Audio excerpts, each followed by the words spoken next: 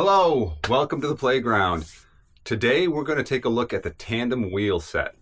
The tandem wheel set that I chose to go with today was the Velocity Aero rims laced up to the Velocity tandem hubs. The tandem hubs are spaced appropriately for the Cannondale tandem. The rear hub is spaced at 145 millimeters and the front hub is spaced at 100 millimeters. I believe the front hub that they use is their ATB hub or their all-terrain bike hub, basically their basic mountain bike hub. So these hubs are laced to the rims with Sapim spokes. The hubs and the rims are laced together with their 40 spokes, laced with a 3-cross build pattern, and that gives for a very strong but relatively lightweight wheel set, especially for a tandem. They're going to suffice very well and provide plenty of robustness for what I'm going to throw at it with myself and my roughly 60-pound daughter. So let's take a look and see what we have here at the playground. Stick around and see what we're doing.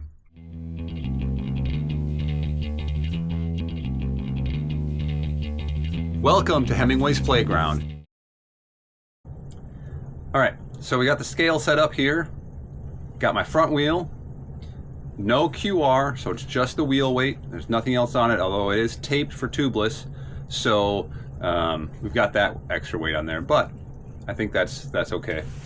We're gonna get the best weight result possible, I think. 1.01 kilograms. So for you, those of you who don't know the gram scale, or the gram scale or the kilogram scale, that's 1,001 grams.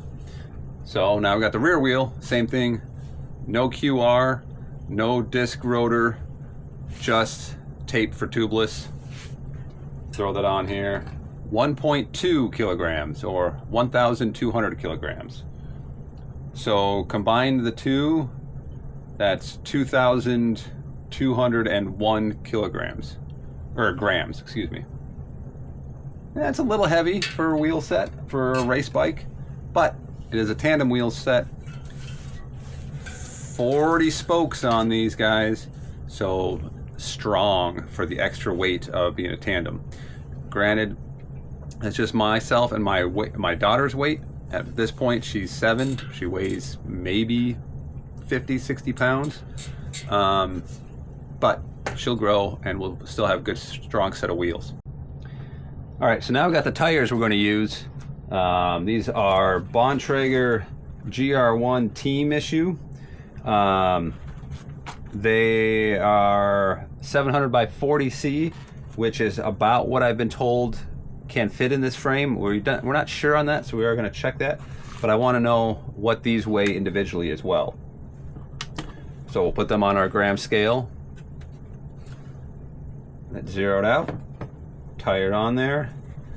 422. Double check that, make sure it's right. 423 for, well, yeah, 423 for this one.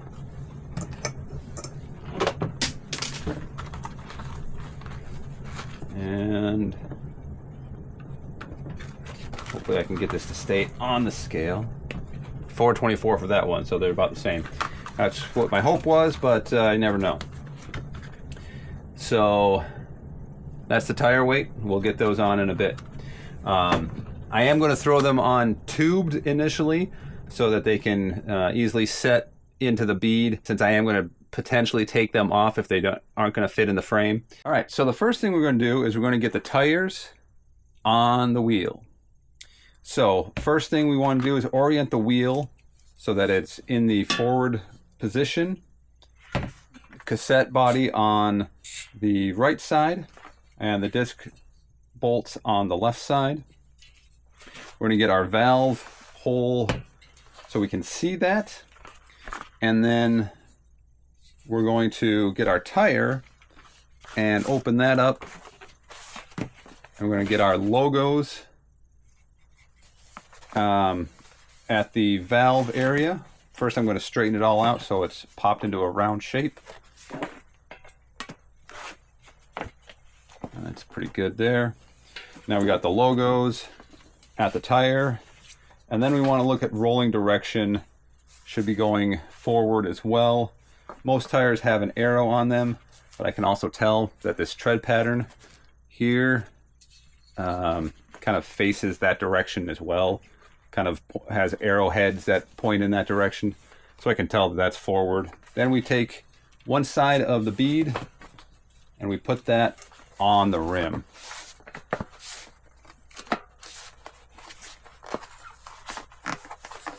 Should be able to do this by hand. The last little bit might be a little hard, but should be able to just massage that on, just like that. Then we find that valve hole again. Good. Take our tube, because that's what we're using initially, because we're just testing it, and if it doesn't work, we don't want to have to deal with a tubeless mess. So we got our tube here. We're going to open up the press the valve, open that lock nut, press it in, make sure it's open. It's all open, moving nicely there. And then we want to give this tube some shape. Right now it's just floppy and loose, like a wet noodle. We're going to give it some shape. I'm actually just going to blow into it to give it shape.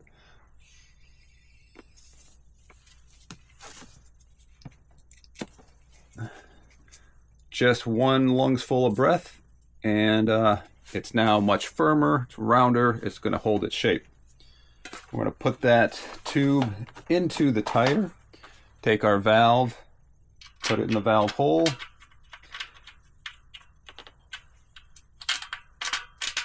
Now it'll be noted, and you might see this come up in the comments, wow, that's a really short valve. Yeah, it is short, particularly for these deeper rims. I'm going to make these work temporarily because it's what I've got on hand, and I'm not going to go overboard with it. I'm going to stuff the tube itself into the rim and in the tire, so that's all the way in. And then I'm going to start, I like to start at the bottom on the side opposite the valve. Well, no, I'm going to start at the valve side and massage that in. And then to make sure the valve is sitting in the tire all the way, I'm actually going to push it in, squeeze the tire in the rim here, massage that down, and then pull the valve back down. The valve itself has a little thicker spot in the tube, and I feel that that allows it to sit better in the tire and not the tire on the tube and that thick spot. And now I'm going to massage the tire into the rim all the way around.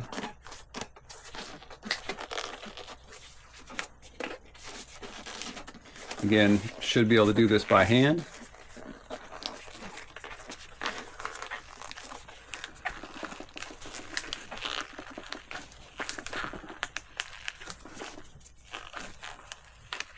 Just roll it on ever so slightly.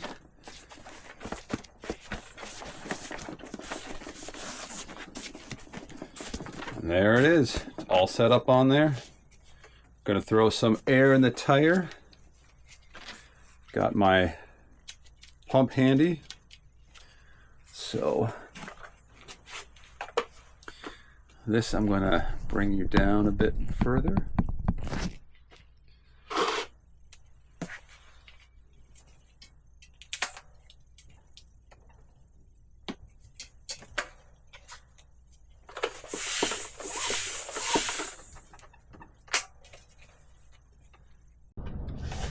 So I changed pumps, and to get it to work properly, I actually had to put a Schrader valve adapter on the Presta valve to give it a little bit extra length and something for me to grip onto with the pump.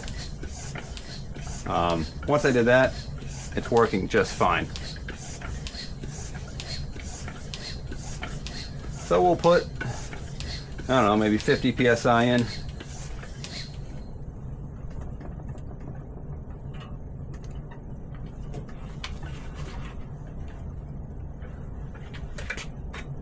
Maybe even that's a little much. Well, it didn't pop, the bead didn't pop everywhere. We'll just kind of massage that in. Huh. Apparently maximum pressure is 50 psi.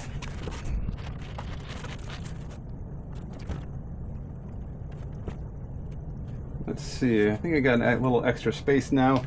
The pressure of the air pushed the valve out a bit. So let's see if it'll grab on now.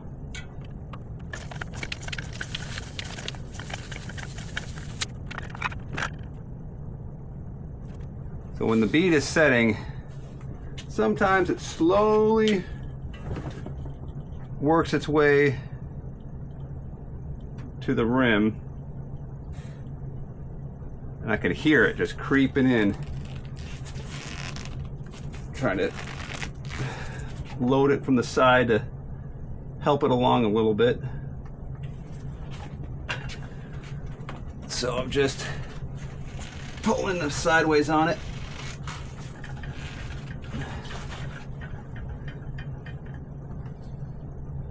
There we go. So you can see along here, there's a little line in the tire. You want to make sure that's even all the way around. Now you can see that's even all the way down and around.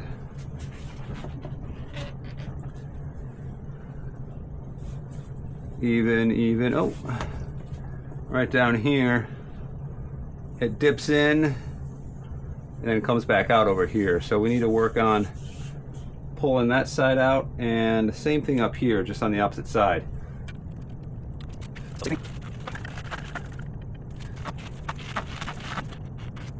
That side doesn't want to go.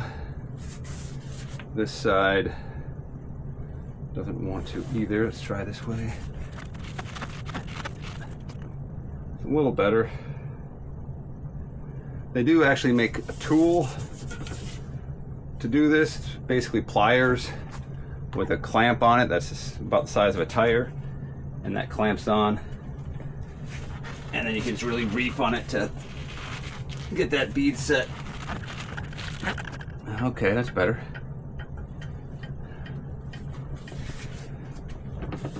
Yeah, so you can see along here now, that's all pretty much even through there.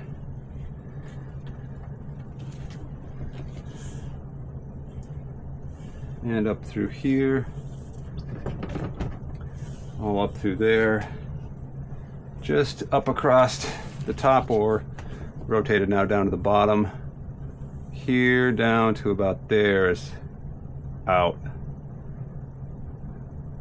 of alignment. So try again here. Did that get it? No.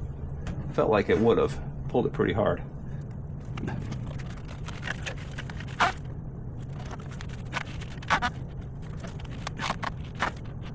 It's definitely closer, definitely better.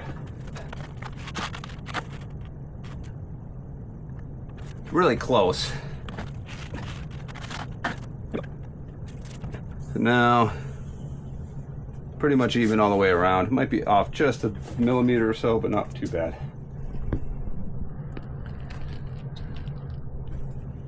So, should be good there. Tire on. Let's check the fit of this tire in the rear frame.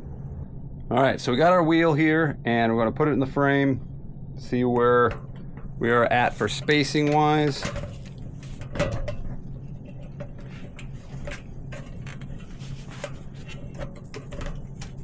It's kind of awkward with where the camera is. I can't get into my normal spot to put wheels in the dropouts. Feels like it's all the way in. Frankly, it almost looks like the wheel's a bit out of dish. Or maybe the frame's bent. I don't know, I don't like that idea. But it's definitely closer to the non-drive side chainstay than it is to the drive side chainstay. As it is, since it's a slightly used tire, the manufacturer hairs or nubs on here don't stick out very far. They're still there, but they don't stick out very far. And they actually touch the frame a little bit. I'll bring it in a little bit closer so you can see that.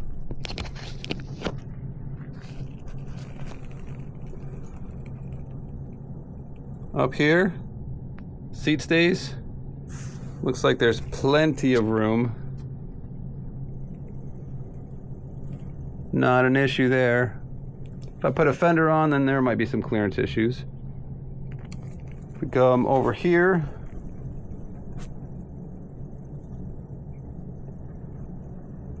plenty of room there as well.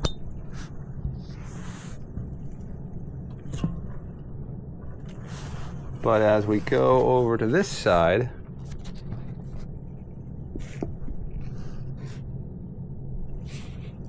it's definitely a lot tighter. I'm going to flip the camera over, get a better view of with the lens. A little higher up, you can get a better angle.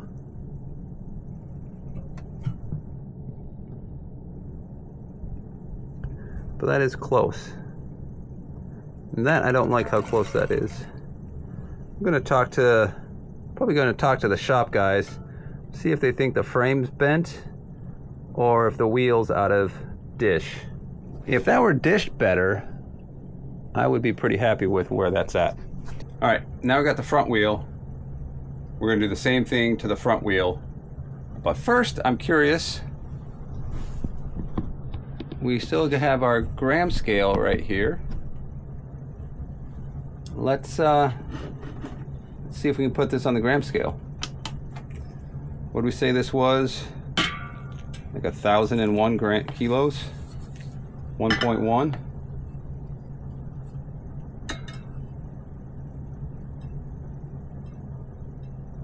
And this says it's 1,017 grams. So weighing it with the frame scale may not have been quite as accurate for these smaller things. I think it's better for the bigger frames though. All right, so we double check that. Now we're going to put the tire on. Same thing as last time. We're going to orient the tire facing forward, disc rotor on the left side. We're going to open up the tire, going to make sure it's oriented in the right direction again. So now we're going to mount those logos, center that on the valve, and then work one half of the tire bead onto the wheel. Work that on by hand. Wham bam, it's on. Now we're going to take our tube. It's already got a little bit of air in it, so it's got good shape. Put that on, and now I've got a longer valve on this one, so this should be pretty easy to go on and inflate. Again, these are the Velocity Aero rims on the Velocity Tandem specific hubs, which in this case is a traditional mountain bike front hub, 40 holes, and a slightly larger rear hub in the back, based at 145 millimeters, which is about 10 millimeters wider than a standard mountain bike used to be. Now, modern mountain bikes have all different sizes in the back. I'm going to keep massaging the tire into the center of the rim, which is the deepest, to give us more material to work with as we massage the tire on the rim. And popped on. There we go. Just work that back and forth till it's on all the way. Good. All right, got that worked into neutral. Again, I'm going to push that valve up and then pull it back down so that it seats on the tire and not the tire on the valve. Got my pump.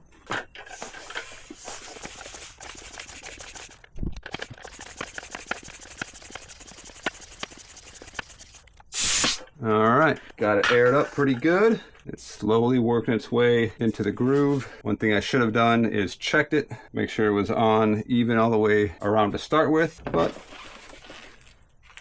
I knew it was pretty good.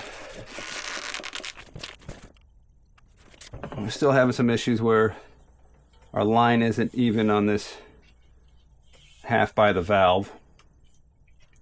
So we're going to work that through.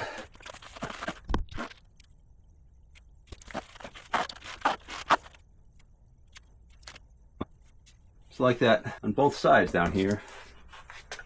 just going to try a little more pressure, see if that'll get it to sit in place. Just a little bit pressure.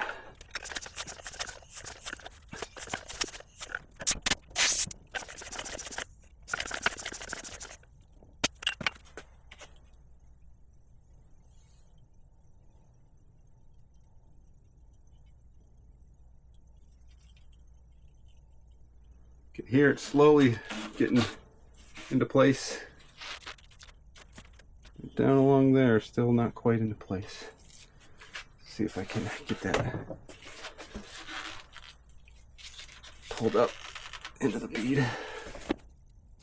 Working its way there. Not quite there though. There we go. That's all even now. How about this side? This side, not quite. It's got some work to do there. Basically from the valve over to the quarter here. Not a lot better.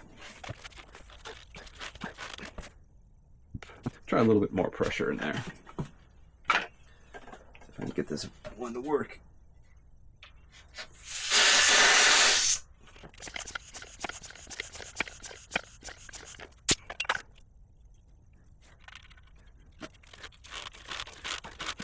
There we go. I got it. So now let's even all the way around there. And I'm going to let a little pressure out.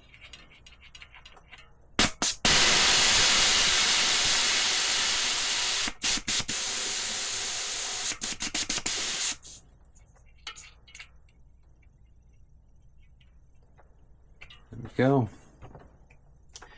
Now what we're going to do is we're going to take the disc rotor and install it.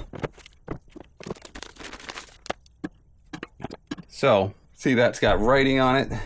That is the side you want out. You want the writing to be facing out, and it tells you what way it will rotate as well. So that's what you want facing out. Drop in our rotor bolt. Now just like a car wheel, you want these to be tightened in a star pattern. Right now I'm just starting them by hand, and then I'll have to get my tool to install them properly.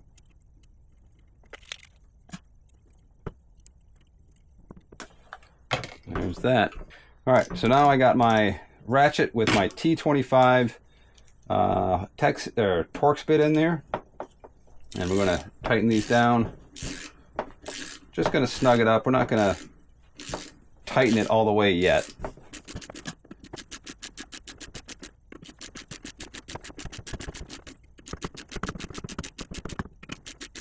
Some people say you shouldn't use a Torx ratchet to tighten, but it's the best tool I got for this job, so I'm going to go for it.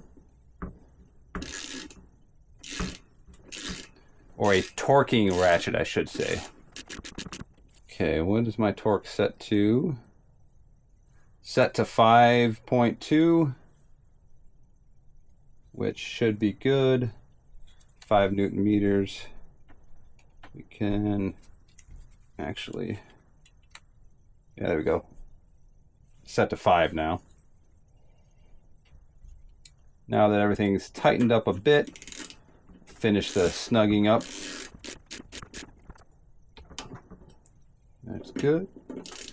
Go across the diameter here to the other side.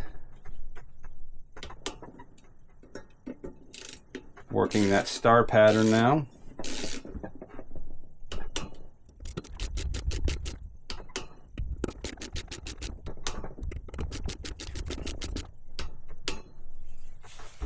There we go. We'll drop our quick release into the wheel here.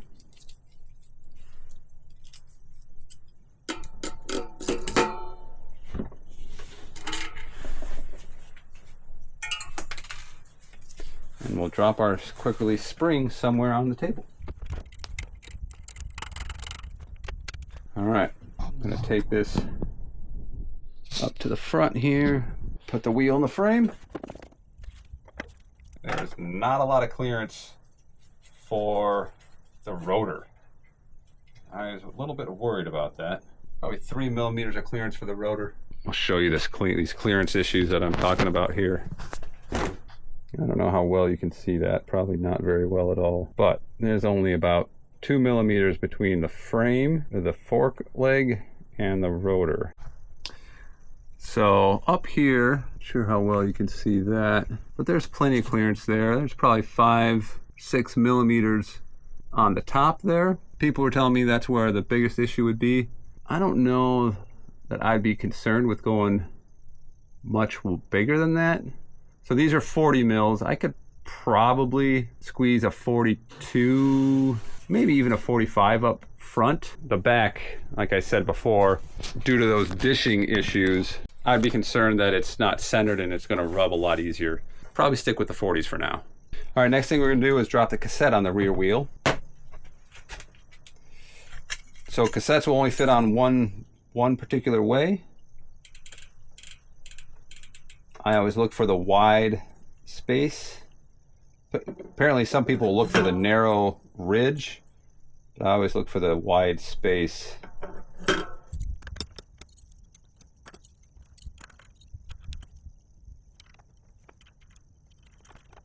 Snug that down as much as you can by hand. Get your cassette tool, cassette lock ring tool, and your adjustable wrench.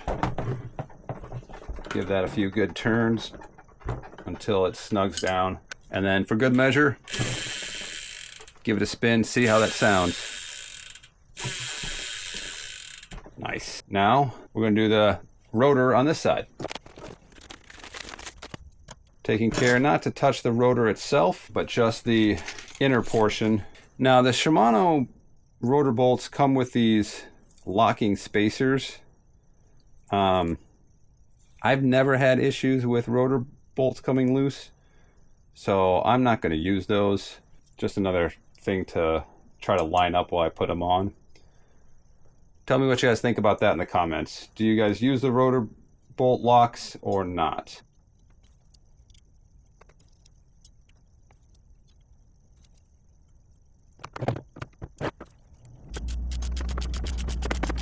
Get them close. Try to use that star pattern. If you're just getting them close, it doesn't really matter, but it's a good habit to have.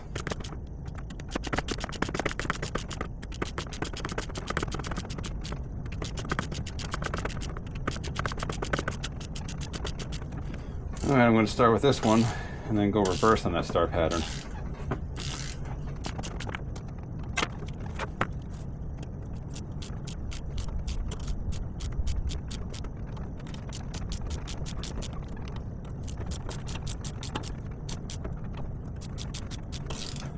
I think I may have messed up my star pattern.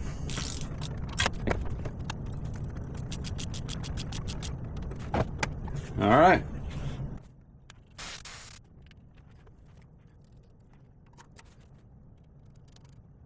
Now we'll put this in the rear end of the frame.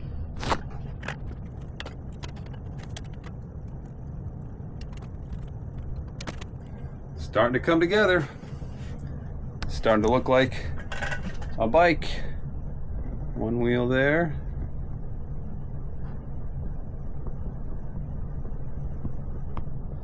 One wheel there. So you can see these wheels came together nicely. I got just enough room for the 40 millimeter tires, and those red accents on the disc rotors are going to look amazing once it all comes together. Going to be great red highlights on the bike. It's starting to really take shape. I hope that it's looking as good for you as it is for me, because I think it looks pretty sweet. Tell me what you think in the comments down below. We'll see you next time here at Hemingway's Playground.